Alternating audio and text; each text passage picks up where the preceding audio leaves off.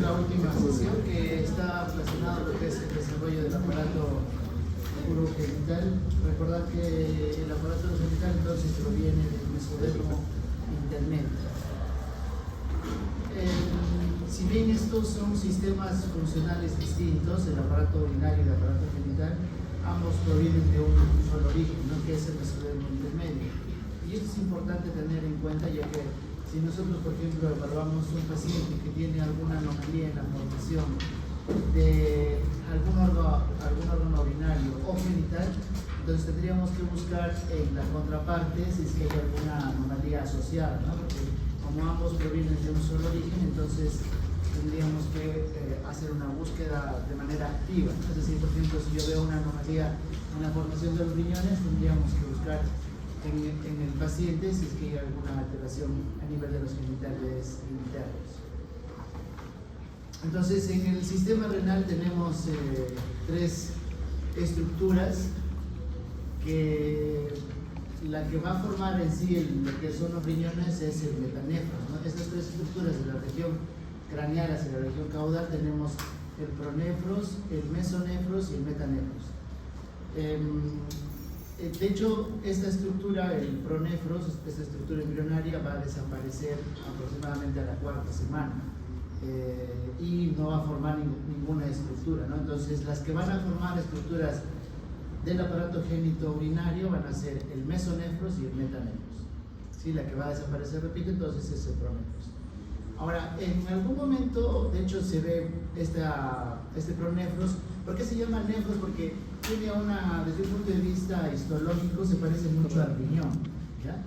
Y los riñones tienen unas estructuras funcionales básicas que, por ejemplo, en el riñón definitivos son los glomérulos, y estos son muy parecidos. Estas estructuras de los glomérulos van a aparecer en los pronefros y en los mesonefros, ¿no? Entonces, como dice acá, tenemos los nefrotomas que luego van a desaparecer rápidamente. O sea, a la cuarta semana no tenemos evidencia del pronefros. Solamente para recordar, tenemos el mesodermo axial que formará la notocorda, el mesodermo paraxial que dará origen a los músculos, al aparato esquelético, las vértebras, por ejemplo, el mesodermo intermedio, ¿no? Que vemos acá, que es lo que vamos a desarrollar el día de hoy, y el mesodermo lateral, el esplácnico, relacionado a la formación del sistema cardiovascular, ¿no? Eso también lo vimos la clase pasada.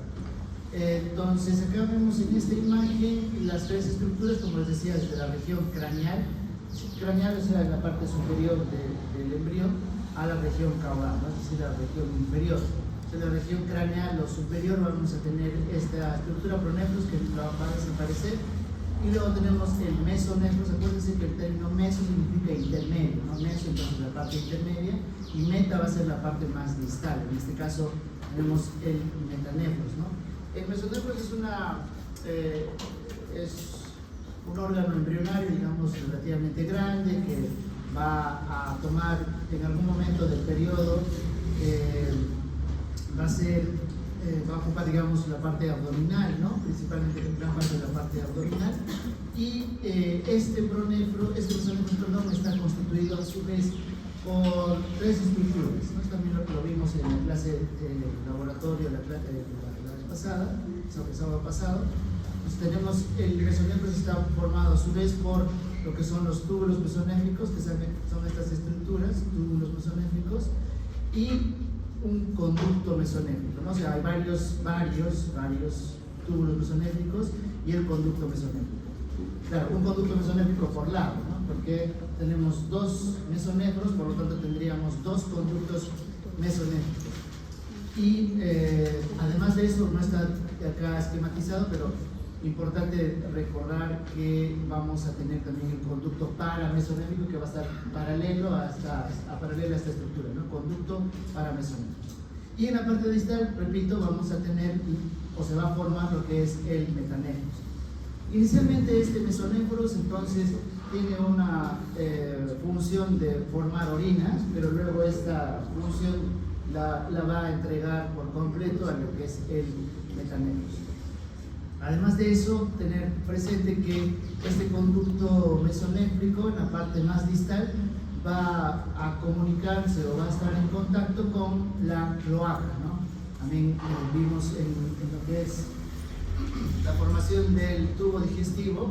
En la parte más distal tenemos esta estructura que es la cloaca, que luego esta cloaca se va a dividir en dos partes, lo que va a formar el sistema genitourinario, y la parte anterior y la parte posterior relacionado al sistema digestivo.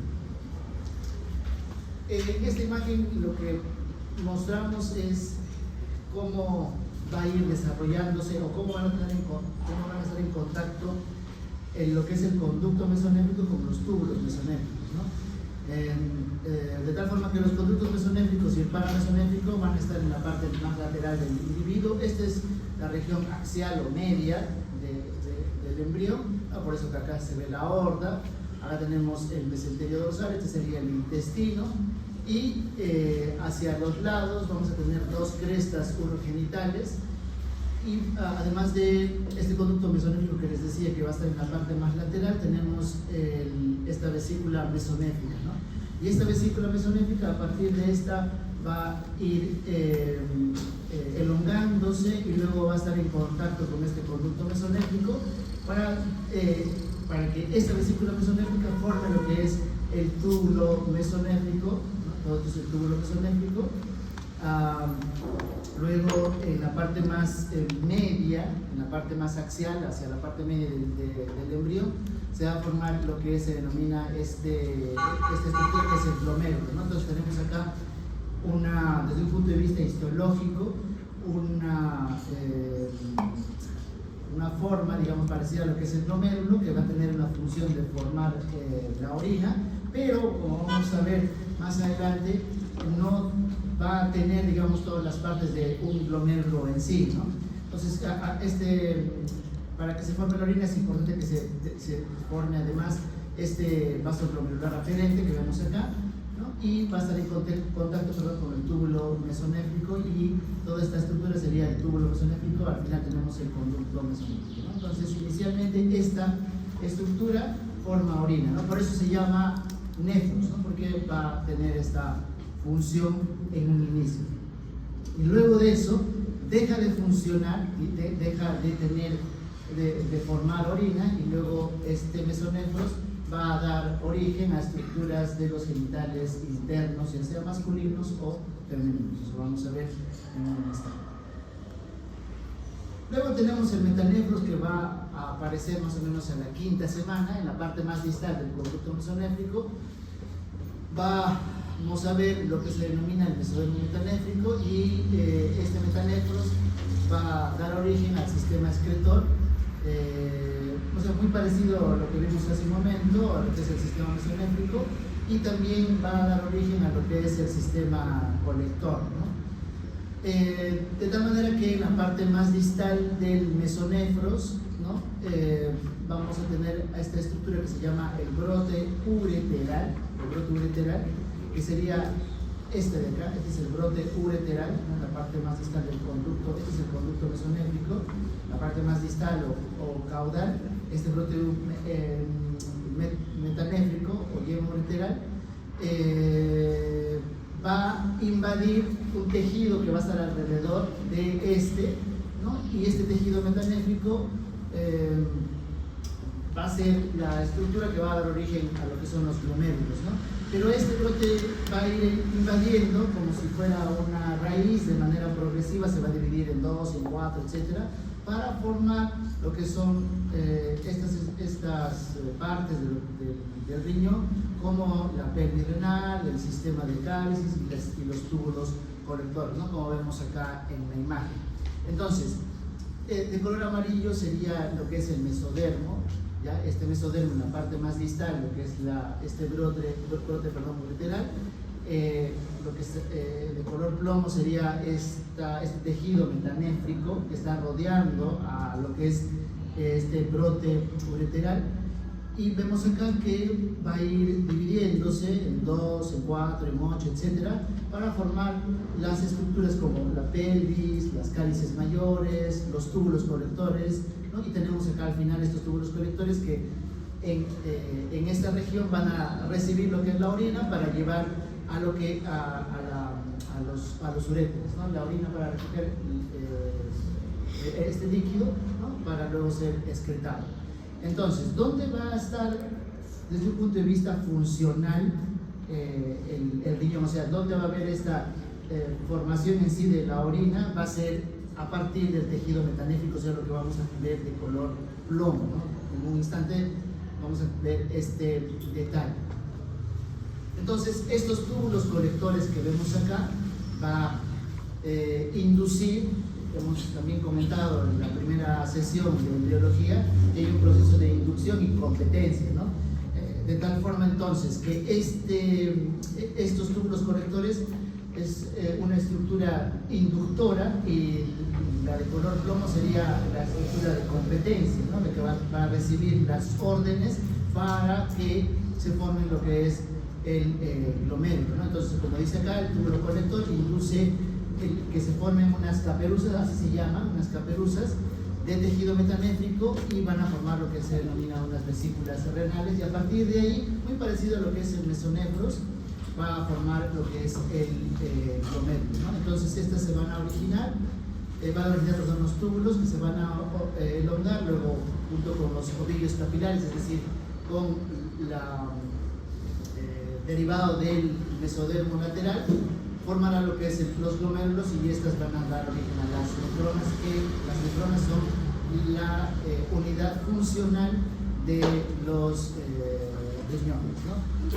¿Y en qué momento ya empieza este metanefros a formar orina? A partir de la 12ª semana, ¿sí? 12ª semana, entonces va a empezar a formar orina. Esta orina llega a la cavidad amniótica, esta se recicla, hemos hablado también cuando hemos visto el líquido amniótico, porque el feto va a tragar el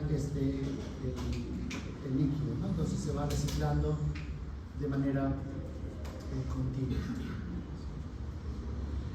Para entrar más al detalle, ¿no? De color amarillo sería, entonces, es la estructura que ha invadido de manera progresiva, ¿no? Hemos visto esta división, ¿no? Esta división, ¿no? Llega hasta la parte más digamos, de la corteza, lo que va a ser el riñón, y induce, entonces va a inducir para que se formen estas caperuzas de tejido metanéfrico que estaríamos viendo acá de color celeste o de color azul, ¿ya? Entonces estas se van a ir acumulando y van a formar unas estructuras que se denominan las vesículas renales.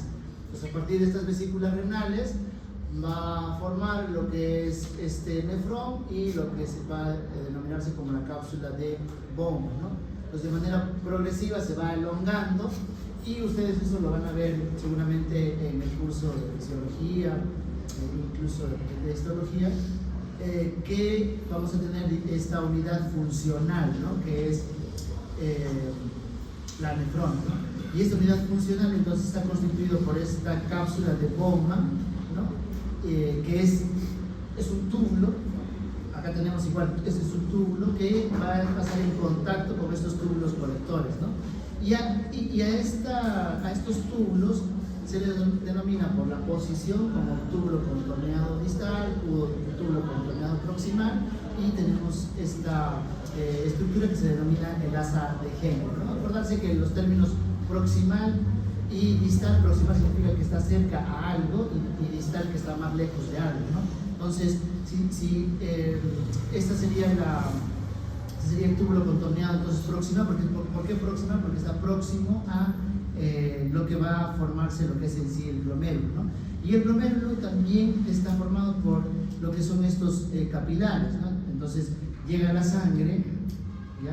Y luego en esta estructura absorbe el líquido y va a formar lo que es la orina, ¿no? Claro, sodio, potasio y todos los, digamos, catabolitos que se van a eliminar por esta estructura, ¿no? De hecho, incluso acá hay un proceso de absorción, reabsorción, ¿no? Ustedes también lo van a leer o van a estudiar esto en fisiología, ¿no? Esta es la unidad donde al final vamos a tener los túbulos colectores, lo único que van a hacer es recolectar ya esta orina ya formada, ¿no? Porque todo esto es la unidad funcional. Entonces, y aquí tendríamos entonces ya el origen o la formación de los riñones. Los riñones definitivos que van a proceder entonces del tejido metanéfrico. En esta imagen lo que queremos mostrar es que, como también hemos visto en algunas partes del curso de embriología, que hay un proceso de inducción y competencia, ¿no? Entonces, el que va a inducir es el túbulo colector mediante la producción, por ejemplo, o la expresión, de algunas moléculas como el BMP7, ¿no? Entonces, el BMP7 y el factor de crecimiento de fibroblastos tipo 2 se va a expresar a partir del túbulo colector para inducir a esta estructura que es el capuchón del tejido metanéfrico, ¿no? Acá tenemos solo es un cúmulo de células que luego estas se van a organizar para formar estas caperuzas que hemos visto hace un momento, ¿no? Pero para que estas caperuzas, digamos, o se forme este tejido metanéfrico, es importante la presencia de este gen o la expresión de este gen que es el WT1. Además de esto, en sí, digamos, ya en el proceso de formación de estas caperuzas, vamos a tener estas dos moléculas, el PAX2 y el WT4, que también van a hacer que se induzca y se formen estas estructuras, ¿no? Entonces, esto es una pregunta exacta. Esto es una pregunta exacta. Pasa.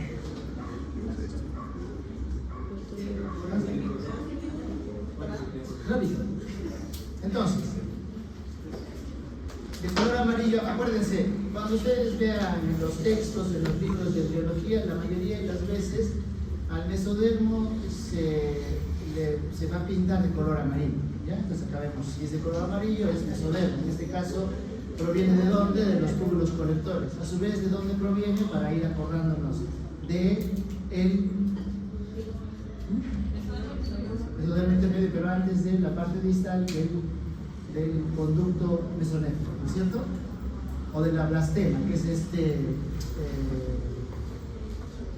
estructura que está distal. Entonces, acá tenemos, luego se va a ir subdividiendo para alcanzar la parte de la corteza, como vemos acá, ¿sí? Lo que estamos explicando es a este nivel, ¿ya? A este nivel. Ya después que ha habido estas divisiones de manera progresiva, que va a ir invadiendo. Y luego tenemos entonces que este túbulo colector, va a inducir al tejido metanéfrico, ¿sí? Que está rodeando a estos túbulos colectores para que se formen las caperuzas, ¿no? Primero se forman los capuchones y luego se forman las caperuzas. Para que se formen estos capuchones, entonces, esta inducción no es porque simplemente uno está cerca de otro, ¿no?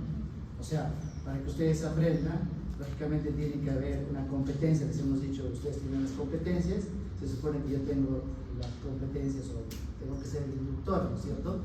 Y no solamente es pararme acá y mostrar la diapositiva, sino tratar de que ustedes entiendan. Entonces, justamente, ¿cómo se hace eso? A través de señales moleculares.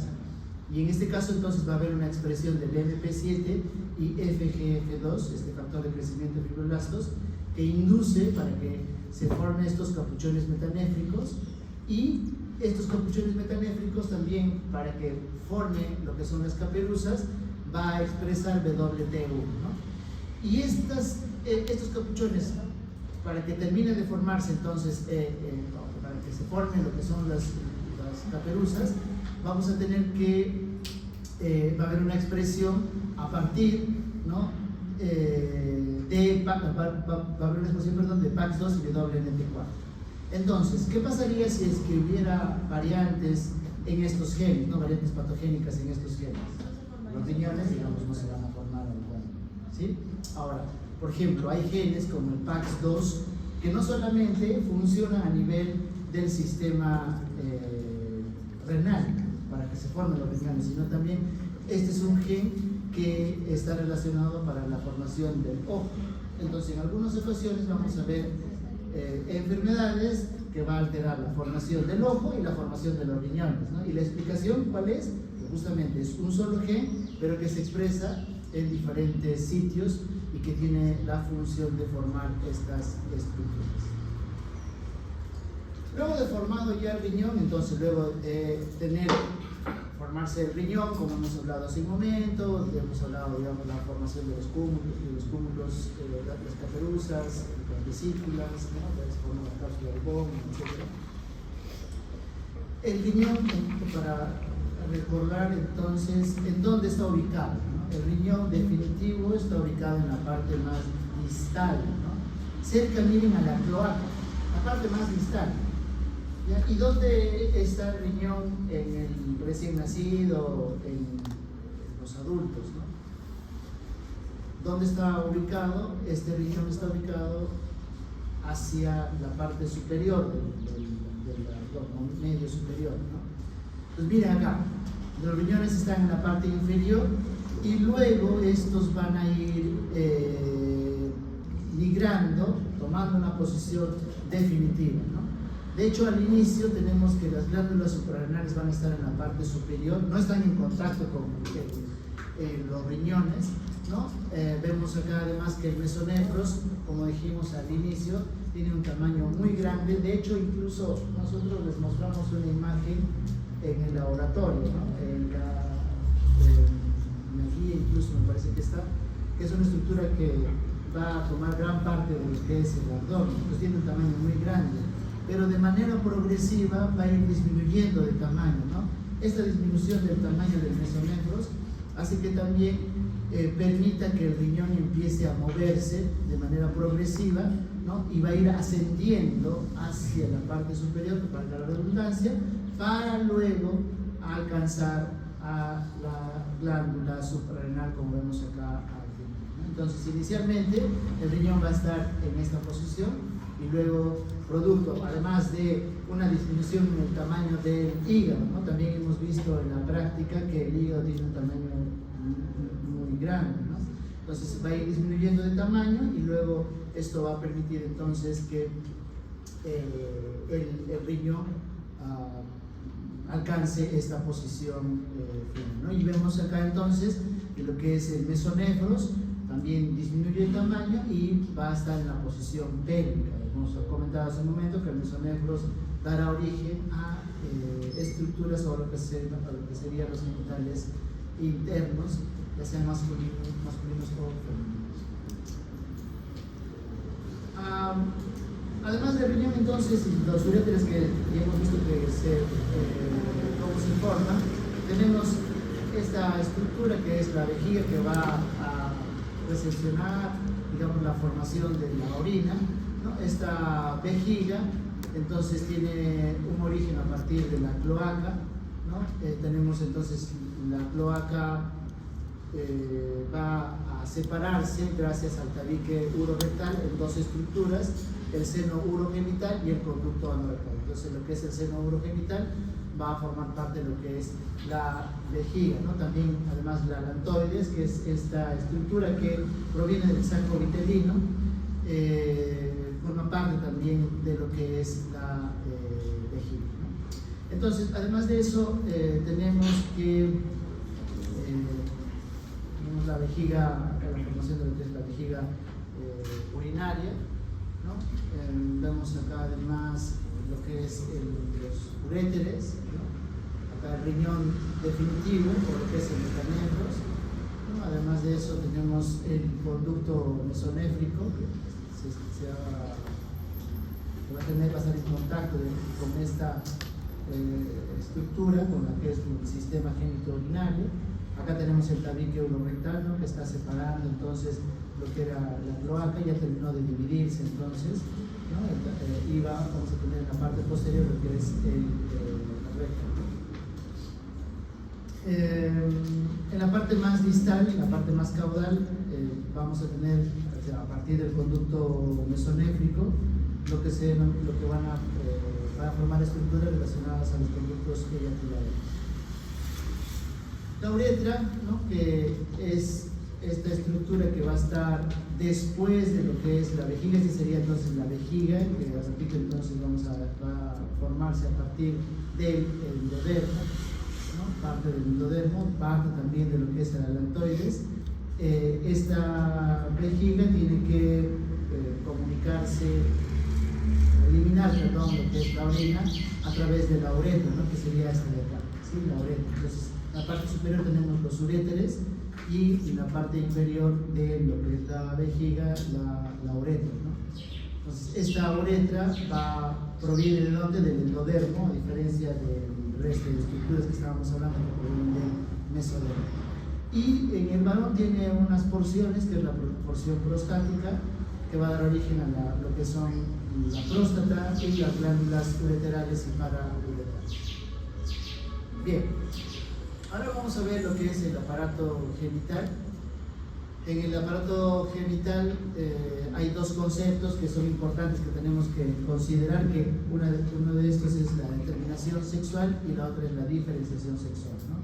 La determinación sexual significa que existe un compromiso preexistente del embrión, ¿no? Y lógicamente a su vez de la misma gónada, que es indiferenciada. Si bien es indiferenciada, la vez pasada hablábamos de que hay un periodo de indiferencia en la gónada, es decir, que no se puede reconocer si este es ovario o son testículos, pero en su genoma existe este compromiso, o sea, esta orden de que esa gónada forme ovarios o testículos. ¿Sí? Si bien desde un punto de vista histológico, o sea, yo al mirar el microscopio yo no voy a poder diferenciar si esa es gónada masculina o femenina, si yo le realizo un test genético voy a ver que hay un compromiso, o sea, tiene las características genéticas, ¿no? Para formar ovarios o testículos. ¿Listo? Eso es la determinación sexual. O sea, hay algo que está determinando, valga la redundancia, para que esa estructura, que es la gónada indiferenciada, forme ovarios o testículos. Y luego de formarse, ya sea el ovario o los testículos, o diferenciarse, va a haber un proceso en sí de la diferenciación sexual. También está gobernado desde un punto de vista de la genética, hay una programación genética, y también es un tiempo crítico en el que las gónadas o el aparato genital va a formarse, ¿no? Y vamos a ver algunas de ellas, ¿no? Algunos de estos genes que son importantes para la formación del aparato genital. Y esta diferenciación entonces recién comienza cuando ha terminado la determinación sexual, o sea, después de este proceso. Primero es la determinación sexual y luego es la diferenciación sexual para terminar de formar lo que es el aparato genital. ¿Bien? ¿Preguntas sobre eso? Entonces, desde un punto de vista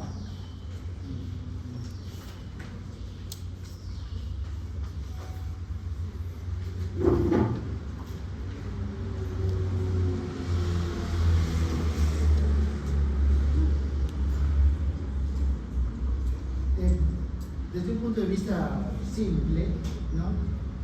La determinación sexual está gobernado solo por la presencia o ausencia del gen SRY, ¿ya? De hecho, esto, si ustedes, digamos, buscan más información, actualmente es mucho más complejo, ¿no? No solamente es que para que se diferencie en ovarios o se determine, perdón, la formación de ovarios o se determine la formación de testículos, es la presencia o ausencia del gen SRY.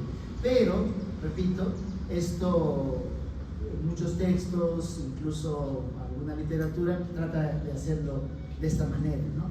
De tal forma que tenemos que el gen SRY es un gen importante, ¿no? Que está presente en el cromosoma Y, ¿no? Es importante entonces este gen. De hecho, incluso por eso se llamaba antiguamente como TDF, ¿no? Algunos textos, de repente podrían ustedes leer que el gen SRY también lo denominan como TDF, ¿ya? Como TDF. Y acá, bueno, tiene el nombre en inglés, ¿no? Que es el factor determinante del desarrollo testicular, ¿no? Por eso se llama TDF, factor determinante del desarrollo testicular. Pero actualmente se denomina gen SRY, ¿no? Igual es un gen relacionado a la determinación sexual, ¿ya? ¿Ubicado dónde? ¿Por qué Y? Porque está ubicado en el cromosoma Y. ¿Y esto por qué es importante? Porque no basta solamente el hecho de la presencia de que una persona tenga sus cromosomas X, Y, Y. O sea, por mucho que pueda tener el cromosoma Y, eso no es suficiente para que esa gónada que es indiferenciada se diferencie, ¿no?, en testículo. Y por lo tanto es importante la presencia de gen SR. ¿Okay? Ya luego esta gónada, ya después de haberse determinado, como hemos visto, va a diferenciarse en lo que son los genitales internos. Una cosa que también van a ustedes leer en algunos textos es que la diferenciación de los genitales femeninos no hay una intervención de hormonas, ¿no? Hay intervención de hormonas. Esto es parcialmente, ¿ya? Esto es parcial. Hay algunas partes, digamos, del desarrollo que sí va a haber una intervención de las hormonas femeninas, ¿no? Pero en algunos textos, digamos, tratan de, para que podamos tener en cuenta cuánto interviene las hormonas en el desarrollo de los genitales masculinos y cuánto interviene en las hormonas en el desarrollo de los genitales femeninos. También es necesario tener presente sobre el origen de las células gonadales primordiales, ¿sí? Las células gonadales primordiales van a dar origen entonces a lo que son los oocitos y a los espermatozoides, ¿sí? A los oocitos y a los espermatozoides. ¿Y en qué momento aparecen del desarrollo, ¿no? Yo puedo poner esta imagen y decir en qué momento aparece el desarrollo.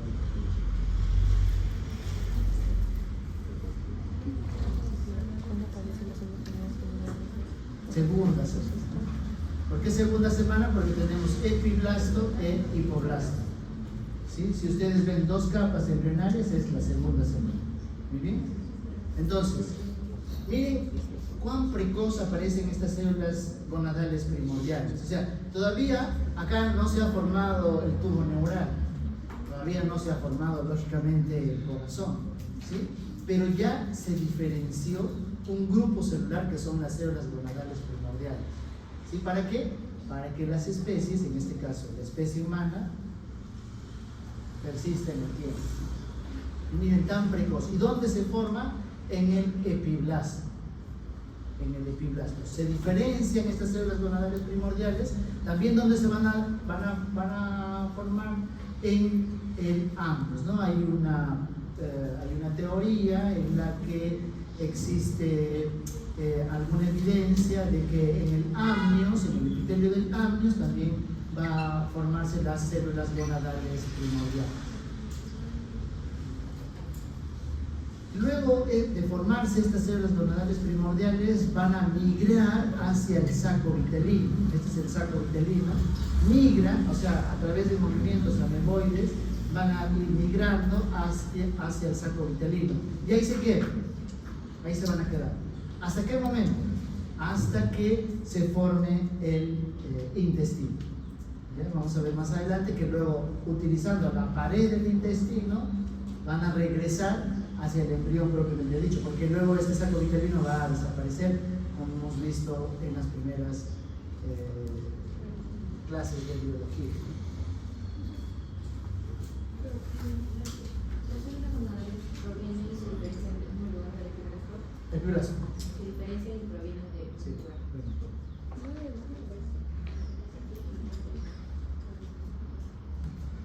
Entonces, las gónadas ¿cuáles son las gónadas? Testículos y ovarios, ¿no? Hay un periodo, como hemos visto en la clase de la práctica, es un periodo indiferenciado, como dice acá, no adquiere morfología diferenciada hasta la 7ª semana. O sea, si yo veo un embrión entre el momento, de la tercera, cuarta semana hasta la séptima semana, veo las gónadas. Esas gónadas yo no voy a poder decir es testículo o son ovarios, ¿no? Estas gónadas, además, claro, no están solamente conformadas por lo que son los ovocitos y los espermatozoides, ¿no? ¿Por qué otras estructuras están formadas? Las gónadas. Eso hemos visto en las primeras clases. ¿Qué otras células hay? Por ejemplo, en los varones. Y en las mujeres, además del ovocito, las células foliculares, ¿no es cierto? Entonces es importante no solamente la presencia de las, o sea, que se originen las células gonadales primordiales que van a dar origen a los ovocitos o espermatozoides, sino también el resto de células, ¿no? ¿Sí? El resto de células. Entonces, ese resto de células van a formarse o van a estar ubicadas en lo que se denomina la cresta genital. ¿Sí? La cresta genital. Y en esta cresta genital lo que vamos a ver es que desde el epitelio se va a ir proliferando hacia la parte más interna para formar lo que son los cordones sexuales primitivos, ¿no? Y en este momento vamos a ver lo que se denomina la gónada indiferenciada, como dijimos hace un momento, que va a estar, se va a denominar así hasta la séptima semana. Entonces acá vemos, esta es la aorta, acá tenemos el conducto mesonéfrico, que en este momento seguramente, si es séptima semana, todavía está formando orina, ¿cierto? ¿No? Tenemos acá el conducto mesonéfrico. Acá tenemos este túbulo, ¿por qué se llama túbulo excretor? Porque justamente está conectando lo que va a ser la formación de la orina, o digamos una orina medio primitiva, en todo caso, para que podamos tener en cuenta. Pero este túbulo mesonéfrico está casi, digamos, en contacto con lo que se denomina la cresta genital que vemos acá en esta imagen, ¿no? Esta es la región posterior del embrión, esta sería la región anterior del embrión. Y acá vemos el mesenterio dorsal, ¿no? Entonces, si yo continúo este mesenterio dorsal, acá, ¿qué tendríamos que ver en esta parte anterior? El intestino, ¿no? Tendríamos que ver el intestino. El mesenterio, entonces, es esta estructura que va a anclar a todo lo que es el intestino, que es este túbulo, ¿no? Que está, o este tubo que está en la parte media del embrión. Entonces, las células germinales van a ser detectadas muy tempranamente, y tan tempranamente, ¿en qué periodo? En la segunda semana. ¿En dónde? En el epiblasto. Probablemente, además en el epitelio del anus, ¿no? Pero seguridad en el epiblasto. Y luego estas, como estábamos comentando, van a ir migrando, van a migrar hacia el saco vitelino, cerca de alantoides, ¿no? Y esto se ha reconocido a través de señales moleculares, ¿no? Le hacen el rastreo y van viendo dónde están ubicadas, dónde se han ubicado, repito, en el alantoides, ¿no? Eso es lo que quiere decir acá en lo que es estas tres cruces. Y luego van a emigrar, o sea, van a regresar, ¿no? En todo caso, van a buscar nuevamente el camino hacia las crestas genitales aproximadamente a la sexta semana.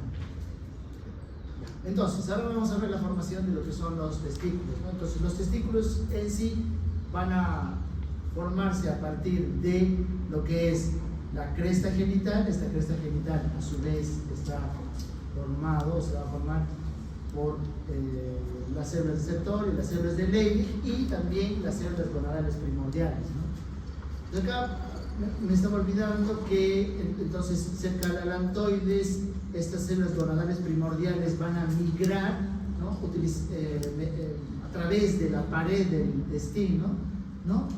Cruzan el mesenterio dorsal, y como ven acá ustedes, estas flechas van hacia las crestas genitales, migran, ¿sí? Entonces la formación nuevamente de los genitales no es que es un proceso en el que están desde el inicio en esa región, ¿no? Además de eso, tiene que haber migración. Por eso, digamos, lo importante de estas células. Entonces, luego de ya tener esta cresta genital, si es que fuera varón, lógicamente tiene que ya estar las células germinales en esta región, y va a haber un periodo entonces de determinación. Hemos dicho que tiene que estar el cromosoma Y, ¿no es cierto? Y entonces no solamente el cromosoma Y, sino el gen SRI. Entonces el gen SRI, la presencia del gen SRI hace que esta estructura, esta cresta genital, se diferencie, ¿no?, hacia lo que son los testículos, ¿no? Entonces ya hemos visto también en la primera y segunda clase lo relacionado a los testículos desde el punto de vista histológico. Está formado por lo que es la Purkinje, ¿no?, que es una estructura que va a estar en la parte exterior del testículo, ¿no? Y desde el epitelio va a ir formándose lo que son los cordones, ¿no? Aproximadamente al cuarto mes, estos cordones testiculares van a tener una forma de herradura y gracias a la presencia del gen SRI, que va a haber una proliferación de los cordones sexuales, ¿no?, primitivos, y van a formar estos cordones testiculares, ¿no? Hemos dicho entonces, primero se forman los cordones sexuales primitivos, ¿no?, y luego estos cordones sexuales primitivos, por la presencia del gen SRI, les da origen a lo que son los cordones testiculares. Y en estos cordones testiculares entonces vamos a tener ya las células germinales primordiales, ¿sí?, que van a ya estar, que han migrado, y las células de Sertoli, ¿sí?, y las células de Sertoli. Estos cordones testiculares tienen que estar en comunicación a través de otros túbulos que van a ser la red testicular o la red de testis de Halley, ¿sí?, como vamos a ver acá en esta imagen. Eso también lo vimos en la clase de embriología general, ¿no? Tenemos entonces la Purkinje, tenemos estos cordones testiculares, ¿no?, que tienen que comunicarse entonces con la parte externa a través de lo que es el conducto mesonéfrico mediante esta red testicular, ¿no?, o la red de Halley, ¿sí?, que vemos acá, que va a haber una red de Halley que va a estar en contacto con estos cordones testiculares. En esta imagen, en la parte inferior, además de eso, lo que les decía hace un momento, tenemos este epitelio superficial en proliferación, tenemos estos cordones sexuales primitivos que luego se van a diferenciar en lo que son los cordones testiculares, ¿no? Estos son los cordones primitivos, se van a diferenciar luego en cordones testiculares. Lógicamente, además de eso, lo que les mostraba o decía hace un momento, la migración de estas células germinales primordiales. En este periodo, entonces, varones y mujeres, vamos a tener conducto mesonéfrico, conducto paramesonéfrico y lo que son los túbulos mesonéfricos, ¿sí? ¿Cuántos conductos mesonéfricos tenemos? 2. ¿Cuántos conductos paramesonéfricos tenemos? 2, ¿sí? Y dependiendo luego, en este caso, si es que es varón, como estamos viendo en esta explicación, la estructura que va a desaparecer es el conducto paramesonéfrico. El que va a quedar es el conducto mesonéfrico o de Wolff, junto con los túbulos mesonéfricos. Los túbulos mesonéfricos con el conducto mesonéfrico van a quedar y van a formar lo que son genitales internos masculinos, ¿ya? Y los que van a dar origen a los genitales internos femeninos es el conducto de Müller, ¿no? Como les decía en el laboratorio, Müller, mujer, ¿no? Acordarse, mujer, Müller. Eso seguramente va a haber una pregunta de examen, ya tienen 2 puntos en esto, ¿cierto? ¿Ok? Bien. Entonces, los testículos, además de eso, también vimos de que no solamente está formado por las células de Sertoli y las células gonadales primordiales o las espermatogonias, ¿no?, sino también están formadas por estas células que se denominan células intersticiales, ¿sí? Y son las células de Leydig. ¿Dónde están estas células de Leydig? También en la cresta genital, en esta cresta genital primitiva. Y ya desde la 7ª semana comienza la producción de testosterona, ¿sí? De tal manera que no solamente hay una impregnación de testosterona en lo que son los genitales, o sea, es importante para la formación de los genitales internos y las gónadas, sino también la testosterona es esta hormona que también desde este momento va a impregnar al embrión y luego al feto, ¿no?, al feto masculino. Entonces, la testosterona no solamente actúa a ese nivel, porque la testosterona va salir, va a viajar a través de la sangre y en este caso, por ejemplo, en los varones va a haber una impregnación a nivel del encéfalo. Con los cordones testiculares se van a ir permeabilizando. ¿En qué momento? Porque son estructuras que son sin luz, se van a permeabilizar, o sea, vamos a ver la luz de estos cordones testiculares en la pubertad, ¿no? Como también vimos en la primera parte. Luego, estos cordones testiculares, como decíamos hace un momento, va a estar en comunicación con la red testicular de Haller o red de testis, y estos a su vez con los conductillos eferentes y luego el conducto deferente, ¿no? Que también son estructuras relacionadas a los genitales internos, ¿no? Y vemos acá que este conducto deferente se forma a partir del conducto de Wolf o conducto mesonéfrico. Entonces el conducto mesonéfrico dará origen a lo que es el conducto deferente. Acá nuevamente otra vez la imagen donde se está formando el testículo. Este sería el testículo, acá tenemos la red testicular, acá tenemos entonces los conductillos eferentes que van a formarse a partir de los túbulos mesonéfricos. Este sería el conducto mesonéfrico, el de color celeste, que dará origen al conducto deferente, ¿no? Y luego tenemos el conducto paramesonéfrico. En un momento este conducto paramesonéfrico va a desaparecer, ¿sí? Porque el conducto paramesonéfrico da origen a lo que son lo que es trompas y el útero. Bien, entonces, ahora ovarios, ¿no? Como hablábamos hace un momento, tiene que haber una determinación sexual, ¿sí?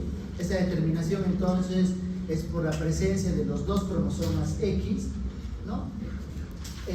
Les decía hace un momento que se creía de que era solamente por la ausencia del cromosoma SRY, ¿no? Pero vamos a ver más adelante que no es que solamente sea algo pasivo, o sea, por la ausencia de se van a formar los ovarios. Hay una serie de moléculas que tienen que estar presentes para que se forme el ovario, ¿no? Acá vemos entonces que estos cordones sexuales primitivos van a ir desapareciendo, porque al inicio tenemos estos cordones sexuales primitivos, ¿no? Que van a estar en la cresta genital, y estos van a sustituirse por lo que es vascularización. Entonces vamos a tener luego la formación de lo que es la médula ovárica, que está en la parte central. Este epitelio superficial va a continuar proliferándose y va a dar origen a lo que son los cordones testiculares, y estos cordones cordones corticales se van a disgregar, se van a separar para formar lo que son los cúmulos celulares aislados, y a partir de estos cúmulos celulares aislados van a rodear estas células germinales primordiales y se van a formar los folículos primordiales, ¿sí? Los folículos primordiales. Y ya estos folículos primordiales entonces van a estar presentes a lo largo de la vida de las mujeres, ¿no? Entonces la célula primordial se transforma en ovogonio y esta va a ser rodeada por las células foliculares, como vemos acá en esta imagen. Entonces, este es el origen, ¿no? Inicialmente entonces en varones y mujeres vamos a ver esta estructura.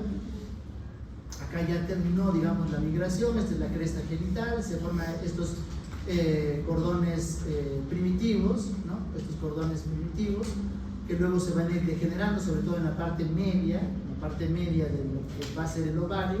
Este va a llenarse de vasos sanguíneos. También ustedes han visto en la práctica, ¿no? Hemos visto que en la parte central del ovario hay vasos sanguíneos, y en la parte externa es donde se van a ver los folículos, ¿no es cierto? Vimos que para ubicarnos, para ver dónde están los folículos, están en la parte externa de lo que va a ser los ovarios, ¿no? Este epitelio superficial entonces se va a dividir y van a formar estos cúmulos que se separan, ¿no? A diferencia del testículo, ¿sí? La diferencia del testículo, porque lo que van a formarse primero son estos cordones testiculares, en este caso se forman estos cúmulos, ¿no? Y luego estos se separan, y cada una de esta separación van a formar lo que son los folículos primordiales, ¿no? Donde vamos a ver entonces el ovocito primario y las células folliculares rodeando a estas estructuras. Igual hay un periodo entonces que vamos a tener en varones y mujeres la presencia del conducto paramesonéfrico o de Müller y el conducto mesonéfrico, pero van a ver acá ustedes que a medida que va pasando el tiempo, lo que es el conducto mesonéfrico va a desaparecer, ya va a desaparecer.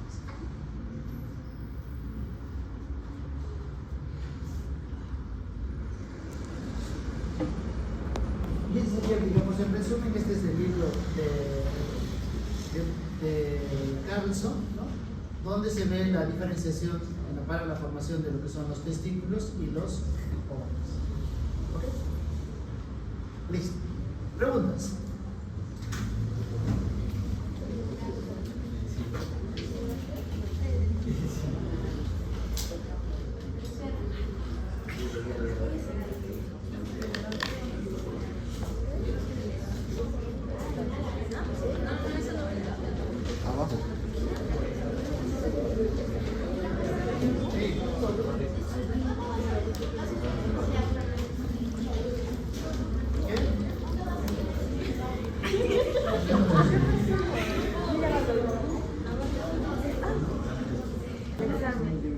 Son más o menos entre 25 y 30 minutos la grabación.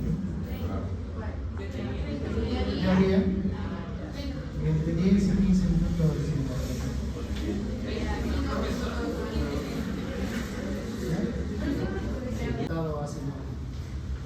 Ya hemos hablado que el conducto mesonéfrico, esto ya hemos visto de dónde se forma, en el sistema renal, y el conducto, incluso el conducto mesonéfrico también hemos visto que va a dar origen acá en esta imagen, en esta de acá, ¿no? Al conducto deferente. Lo que no hemos evaluado, no hemos revisado es el conducto paramesonéfrico, que en la imagen vemos que es de color naranja, ¿no?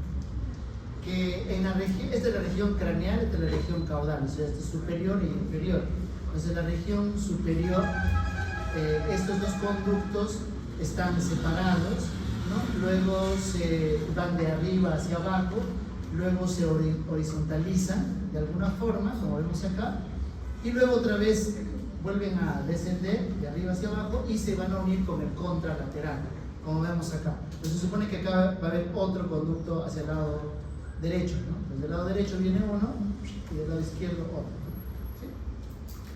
Y en la parte media, distal o caudal, se van a unir estos dos conductos paramesonéfricos. De tal manera que este conducto paramesonéfrico va a dar origen entonces a lo que es las trompas de Falopio, y la parte donde se unen los dos conductos darán origen a lo que es el útero y parte de lo que es la parte superior de la vagina. ¿Ya? Entonces, útero y vagina, la parte más distal únicamente, y trompas de Falopio. Y a diferencia de los varones, es que este conducto paramesonéfrico no va a estar en contacto pues, con el ovario en sí, porque el ovario está separado, ¿no? Como vamos a ver más adelante. Y eso es lo que está explicando acá, ¿no? Que en la parte más craneal está ubicado en la parte abdominal, luego cruza ventralmente, ¿no? Al conducto este es el conducto mesonéfrico, y en la línea media se van a encontrar nuevamente con su homólogo, o sea, con el otro Müller, ¿no? Para, digamos, terminar en lo que es el tubérculo paramesonéfrico. Este es el tubérculo paramesonéfrico. Y acá ustedes ven que está de color amarillo, este conducto paramesonéfrico. Ahora, todo esto está regulado molecularmente. Ya hemos hablado del gen SRI, que es importante, ¿no? Que es el que va a desarrollar el testículo. Los túbulos del conducto mesonéfrico van a penetrar la cresta gonadal, ¿no? Luego, además de este SRI, es importante la presencia de este gen que se llama SF1 o factor esteroidogénico. ¿Qué es lo que va a hacer? Es diferenciar a las células de Sertoli. O sea, hemos visto que en la cresta genital van a estar estas células de Sertoli. Para que estas células de Sertoli se diferencien, no solamente es que esté el gen SRI, sino tiene que estar presente también este SF1, ¿no? Y este SF1, factor esteroidogénico, también va a promover de que en la cresta genital se diferencian las células de Leydig. Entonces, después de este paso, después de diferenciarse el Sertoli, este Sertoli también hemos visto en la práctica que va, y también en la teoría, que va a empezar a formar esta hormona, ¿no? Que se llama la hormona antimülleriana, ¿ya? Hormona antimülleriana. ¿Y por qué antimülleriana? Porque justamente lo que va a hacer es provocar o promover de que el conducto de Müller desaparezca. Por eso se llama antimülleriana, ¿sí? Por eso que decíamos al inicio, ¿no? En los varones ahí existe un proceso, un mecanismo hormonal importante, ¿no? Y acá vemos ya una hormona que lo que va a hacer es promover la desaparición de Müller. Y además de eso tenemos Ley, ¿no? Las células de Ley, también comentamos en la teoría y en la práctica, dará origen a esta hormona que es la testosterona, ¿sí? La testosterona. Y esta testosterona entonces lo que va a hacer es promover que el conducto de Wolff se diferencie. ¿Sí? Nuevamente entonces, por eso vuelvo a repetir, esto es, hay un componente hormonal, ¿no? Además de esta testosterona que está formada en las células de Leydig, tiene que convertirse en otra hormona, ¿ya? Y esta otra hormona se conoce como la dihidrotestosterona, ¿ya? Dihidrotestosterona. Para que ocurra esto, tiene que haber esta enzima. Hemos visto, si se acuerdan, de errores inherentes del metabolismo, ¿no? Que el metabolismo de una molécula A pasa a una molécula B, ¿no es cierto? Y para que esto ocurra tiene que haber una enzima, ¿sí? Y esa enzima en este caso es la 5-alfa reductasa. Entonces esta 5-alfa reductasa va a formar la dihidrotestosterona. ¿Y para qué es importante la dihidrotestosterona? Para que los genitales externos masculinos se diferencien. O sea, ¿qué significaría? Si esta 5-alfa reductasa no está presente o tiene una actividad enzimática disminuida, ¿qué pasaría? No se formarían los genitales externos masculinos. O sea, es una persona que de repente al evaluar, es un recién nacido, que los genitales no vamos a diferenciar si son varones o mujeres, ¿no? O sea, van a ser genitales ambiguos. ¿Y qué otra cosa más? Yo le hago la prueba genética y voy a ver que tiene sus 46 cromosomas XY. ¿Va a tener SRI? Sí. ¿Va a funcionar bien este SF1? Sí. ¿Sí? Pero ¿va a formar, se formó la célula Sertoli? Sí. ¿Se formó la célula de Leydig? Sí. Lo que está ocurriendo entonces es que hay una variante, una mutación en el gen en el gen relacionado a la 5-alfa reductasa. ¿Okay? Entonces, este es el resumen de lo que estábamos viendo: genitales masculinos y femeninos, ¿no? Genitales internos. Y en este caso vemos, miren la relación que tiene el conducto de Wolff, ¿no? Con el testículo, prácticamente una comunicación directa. Los dos sistemas se tienen que entrelazar para que, lógicamente, los espermatozoides salgan hacia la parte externa, ¿no? Mientras que las mujeres no. Miren acá, la trompa de falopio está no en contacto directo, ¿no? Sino la trompa de falopio en la ovulación captura ese ovocito y recién lo incorpora en la parte interna de esta. Bien, entonces tenemos en esta imagen, es la parte sencilla, lo que les decía ahora, una explicación simple de lo que decíamos hace un momento, ¿no? En la que para que se diferencie esta gónada diferenciada del testículo u ovario, tiene que estar el cromosoma Y, no solamente el cromosoma Y, sino el gen SRI, ¿no? El gen SRI va a hacer que esta gónada diferenciada o forme el testículo. Este testículo va a diferenciarse o va a formar las células de Sertoli para formar la sustancia o la hormona antimülleriana. Lo que va a hacer es que el conducto paramesonéfrico regresione, ¿no? De manera activa. En el mismo testículo también las células de Leydig van a dar origen a la testosterona. Esta testosterona hace que los conductos mesonéfricos se diferencien para que se forme lo que es el conducto deferente, el epidídimo, y luego esté en contacto con el testículo en sí, ¿no? Y así, y de igual manera con la vesícula seminal. Y en el otro lado lo que estamos viendo es que ausencia de, esto es la parte, como repito, es una explicación sencilla, ¿sí? La ausencia hace de que se forme el ovario ¿no? Hay un desarrollo pasivo del conducto de Müller y una regresión pasiva del conducto de Wolff. ¿Por qué pasivo? Porque por la ausencia de la hormona, de la testosterona de Müller, perdón, el de Wolff, ¿sí? O regresión, ¿no? Entonces todo lo que es el conducto mesonéfrico, paramesonéfrico, dará origen a lo que es trompas de falopio, útero y la parte superior, tercio superior de la vagina. Ok, pero esto se hace un poco más complejo, de hecho, lo decía hace un momento, ¿no?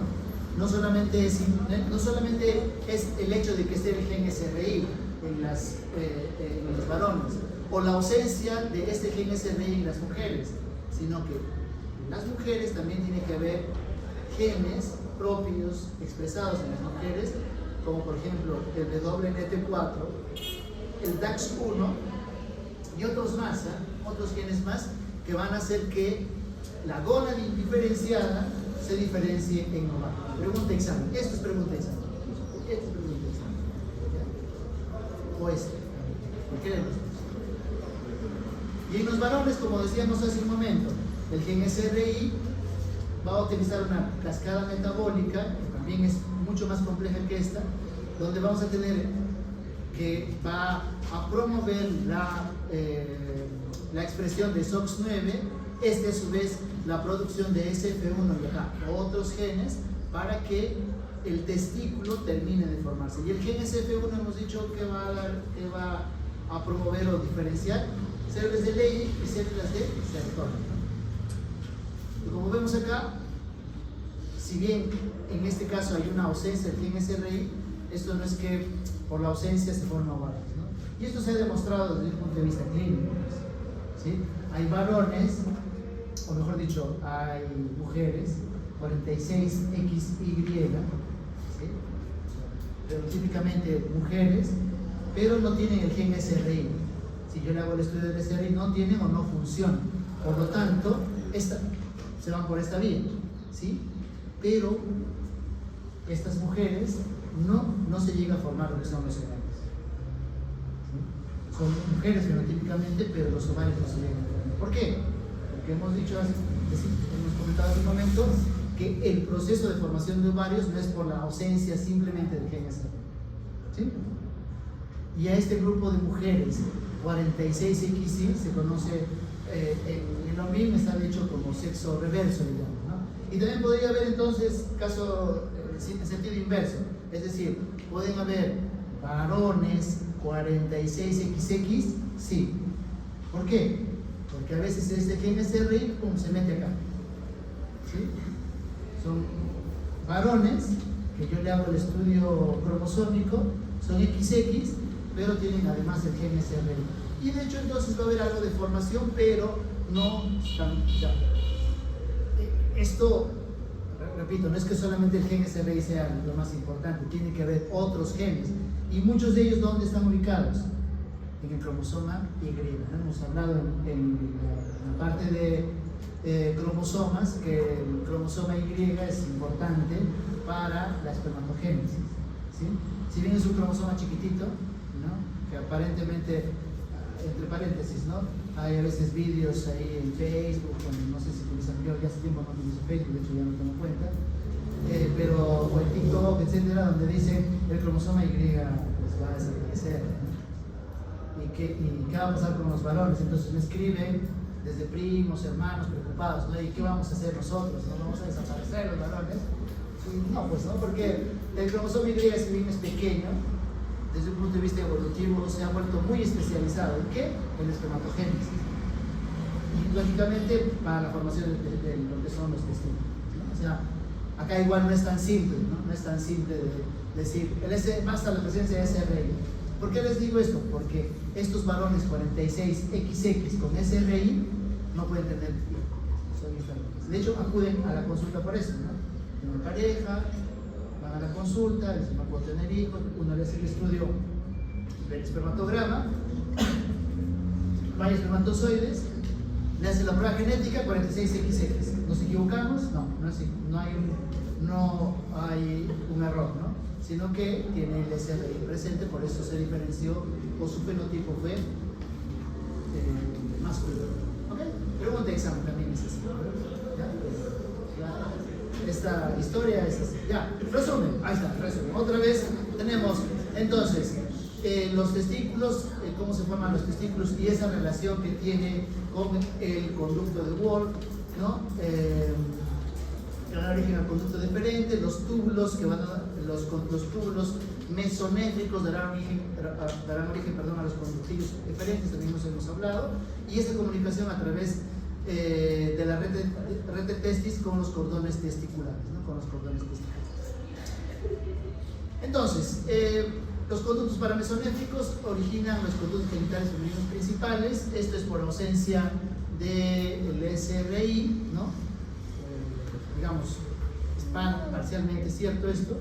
Hay la ausencia de la hormona antimülleriana en las mujeres y se desarrolla entonces el conducto de Müller. Y hemos visto de que hay tres porciones, ¿no? Una vertical, una horizontal y una vertical más caudal. Eso también comentábamos hace un momento. De tal forma que las porciones craneales darán origen a las trompas uterinas y las partes más distales a lo que es el útero y la vagina, ¿no? Como vemos acá, que en la parte más distal se van a unir estos dos conductos paramesonéfricos o de Müller. Entonces, en un inicio va a haber un tabique uterino, porque claro, los dos túbulos se van a juntar, pero la parte media, este tabique va a desaparecer, ¿no? Desaparece progresivamente. Esto dijimos hace un momento que va a alcanzar esta estructura que es lo que va a ser el seno urogenital, ¿no? Que tenemos la parte distal de los conductos paramesonéfricos y luego esta estructura que va a estar cerrada, ¿no? La parte más distal de lo que es el útero y la parte más proximal en todo caso de lo que sería la vagina están cerrados, ¿no? Y luego esto se va a recanalizar y va a ser una estructura abierta, ¿no? Entonces, de tal forma que acá vemos que la vagina tiene doble origen. Ya pregunto también que a veces hacen en los exámenes de NAM o incluso si quieren cuando quieren hacer especialidad fuera, ¿no? La vagina tiene doble origen, es un origen endodérmico de color amarillo, acuérdense, y un origen mesodérmico, ¿sí? ¿De dónde? Del conducto de Müller, del conducto de Müller, parcial. ¿Ok? Comentábamos también cuando hemos visto desarrollo de lo que son los intestinos, estas estructuras que se conocen como ligamentos, ¿no? Los ligamentos son aquellos, van a ser estructuras que van a anclar un órgano a la pared abdominal o entre órgano y órgano. Si ustedes cuando hagan anatomía, si ven una estructura que digamos de forma como un cordón entre la pared abdominal y ese órgano, se va a denominar como ligamento, ¿no? Y acá en este caso hay un ligamento que se conoce como ligamento ancho que ancla lo que es el útero, ¿no? A la pared abdominal, ¿no? Y esto es porque justamente al momento de fusionarse en la línea media, ¿no? El conducto paramesonéfrico va a replegar parte de lo que es tejido conjuntivo y formará el ligamento ancho, ¿ya? En resumen, acá entonces tenemos la formación del cómo el conducto, vemos acá el conducto paramesonéfrico, ¿no?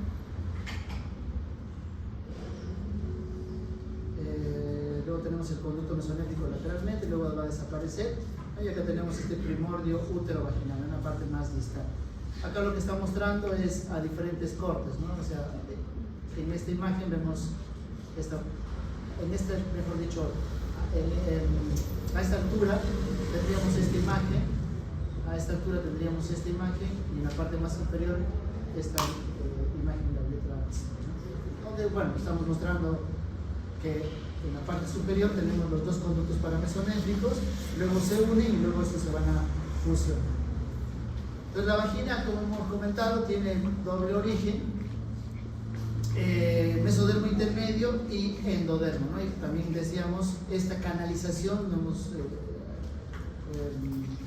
precisado, va a ocurrir al quinto mes, ¿no? Al quinto mes se va a canalizar completamente. Pues acá tenemos esta canalización, ¿no? De lo que va a ser Luego los genitales externos, tenemos que hay un periodo igual indiferenciado. En este periodo indiferenciado, que se observa hasta la sexta, séptima semana también. Entonces, de hecho, ya en la tercera semana vamos a tener estos genitales externos indiferenciados, donde varones y mujeres, entonces vamos a observar una estructura que se conoce como el tubérculo genital. Luego tenemos el pliegue urogenital, que sería todo esto, y la tumefacción labio-escrotal, ¿sí? Al fondo de esto se va a observar lo que es la membrana cloacal. Luego esta cloaca va a separarse en lo que es la parte anterior al sistema genital y la parte posterior al sistema digestivo, ¿no? No se separa gracias al tabique urorectal, de tal manera que vamos a tener, igual, va a haber un periodo indiferenciado. Tenemos el falo primitivo, que proviene del tubérculo genital, tenemos igual el pliegue urogenital, se sigue llamando así, y la tumefacción labio-escrotal.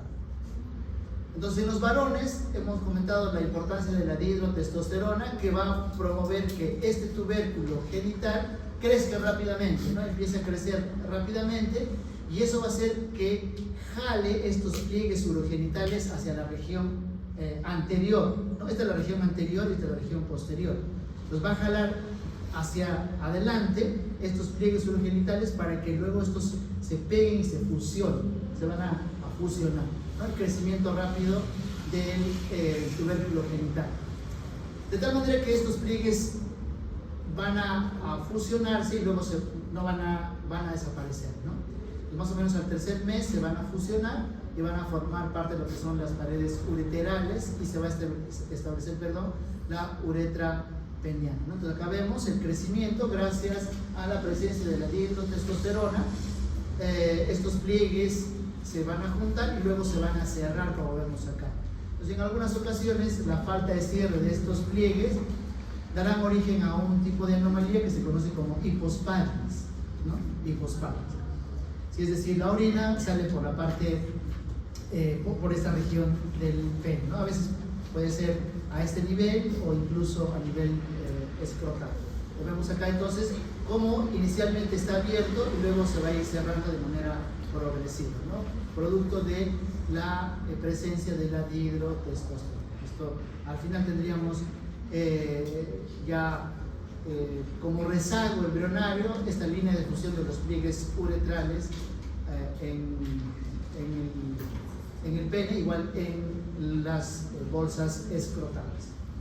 En las mujeres, entonces, dijimos hace un momento al inicio de que no hay una actividad de hormonas, pero sin embargo en las mujeres sí tiene que haber igual los estrógenos, ¿no?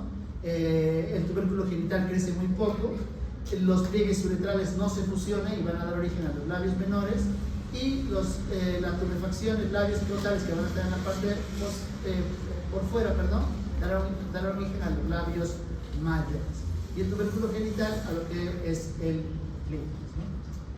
Una cosa que también es importante es el descenso testicular. Entonces, en estas imágenes estábamos viendo estas tumefacciones labios escrotales que van a dar origen a las bolsas escrotales, pero dentro no están los testículos, ¿sí? Entonces tiene que haber una migración de los testículos desde el abdomen hacia la región de las bolsas testiculares, y para eso es importante algunos aspectos, algunas estructuras, ¿no?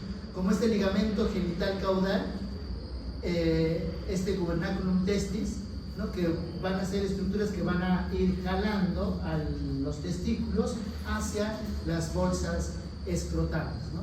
De tal manera que a las 12 semanas va a estar ubicado en la parte superior del orificio inguinal, a las 28 semanas va a estar ya en el mismo canal inguinal, y en la semana 33 recién el testículo termina de descender, ¿no? Y en este proceso va a haber una estructura que se conoce como, valga la redundancia, el proceso vaginal. Mejor veamos las imágenes. Tenemos el testículo, ¿no? Tenemos el ligamento genital y el gubernaculum, ¿no? Que está en la parte pegadita, digamos, este es la sínfisis del pubis, este hueso, la parte anterior. Este sirve como ancla, ¿no? O para que vaya jalando entonces al testículo de manera progresiva, como vemos en las siguientes imágenes. Alcanza la ingle, Y al ir jalando, entonces va a ir también, no solamente promoviendo que el testículo alcance a la bolsa escrotal, sino también va a jalar estructuras de la misma cavidad abdominal. Y acá vemos este proceso vaginal, ¿no? Que vemos acá en la parte anterior de lo que es el testículo. Entonces, ¿qué estructuras son importantes? Tenemos, repito, el gubernaculum, ¿no? Testis, que va a ser esta estructura que va a jalar a el testículo, y además, digamos, va a ser parte, al momento del descenso, también jala estructuras abdominales. Pero no solamente para la formación del proceso vaginal, sino también va a jalar músculos de la pared abdominal, como estos de acá, para formar lo que son estos músculos de cremaster, ¿no? Que van a estar por fuera, digamos, de lo que son los testículos, ¿sí? Entonces se forman las bolsas escrotales. El descenso va a promover entonces que también esté presente estos músculos, que también tienen una función, o mejor dicho, van a estar por fuera de lo que es el testículo en sí, ¿no? Y al final entonces vamos a tener la formación del testículo. En algunas ocasiones, como va a ir jalando estas estructuras, que luego estas van a desaparecer, esta túnica vaginal, por ejemplo, puede no terminarse de cerrar, ¿no? Y vamos a ver en algunos pacientes, sobre todo recién nacidos, lo que se denomina el hidrocele, ¿no? Que esto va a ir creciendo de manera progresiva. Y cómo vamos a ver al recién nacido o incluso al infante, que las bolsas escrotales van a tener un tamaño muy grande y que al momento de la palpación es medio acuoso, ¿no? Porque justamente se llena de líquido, ¿sí? Por eso se llama hidrocele. Y esto es producto a una ausencia, digamos, de la degeneración de esta estructura que es esta túnica vaginal. Muy bien. Exacto. Entonces, nos vemos